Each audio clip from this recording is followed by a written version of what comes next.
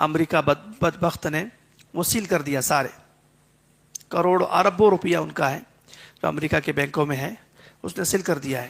یہ آزمائش ہے ان کے مالوں کی، حق تو ان کا ہے، ان کے علاقے میں آیا ہوا وہ ظالم اور آ کر اس نے سارے مال لے کر چلا گیا اور اپنے بینکوں میں اس کو سیل کر دیا۔ تو یہ کیا ہے؟ آزمائش ہے۔ صبر کر رہے ہیں وہ لوگ۔ وَنَقْصٍ مِّنَ الْأَمْوَالِ، اور مالوں میں کمی کر کے، وَالْأَنفُسِ، اور کبھی کبھی اموات کے ذریعے یا شہداء بنا کر تمہیں آزماتے ہیں۔ جیسے ابھی 1 لاکھ کے قریب غزہ کے بچے، بوڑھے، عورتیں شہید ہو گئے نا، تو انہوں نے اس پر صبر کیا، وہ صابر بن گئے۔ تو یہ آزمائش تھی اللہ کی طرف سے، اس پر نا امید نہیں ہونا ہے، اس سے مایوس نہیں ہونا ہے، اور اسلام اور حق کو نہیں چھوڑنا ہے۔ والانفس، اور جانوں میں کمی کر کے، والثمرات، اور پھلوں میں کمی کر کے ہم تمہیں ضرور آزمائیں گے۔ وبشر الصابرین، اور خوشخبری ہے ان آزمائشوں پر صبر کرنے والوں کے لیے۔ کسی بھی 4 و 5 اقسام ذکر ہوئی، کسی بھی اعتبار سے آپ پر آزمائش آئے اور آپ صابر بن جائے تو خوشخبری سن لیجئے۔ الذین اذا اصابتهم علامات صابرین، علامات صابرین،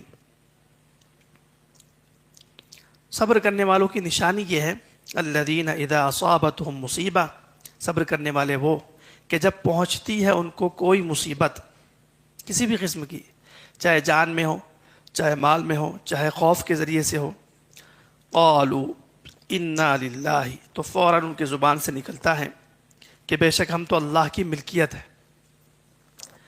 اس کا ترجمہ کیا؟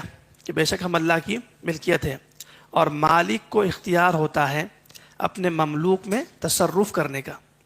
مثلا آپ کے پاس 10 بکریاں ہوں اور مہمان آپ کے پاس آ جائیں اور آپ نے اس میں سے ایک بکری ذبح کر دی، تو وہ بکری کو اختیار ہے کیا جی مجھے کیوں ذبح کر رہے ہو آپ؟ اختیار ہے، اور لوگ بھی آپ پر اعتراض کریں گے نہیں، آپ کی ملکیت تھی، آپ نے کیا۔ بس اسی طرح اللہ نے جب کوئی مصیبت نازل کی اس کو اختیار ہے تصرف کا، ہم اس کے مملوک ہیں، تو اعتراض کا حق نہیں۔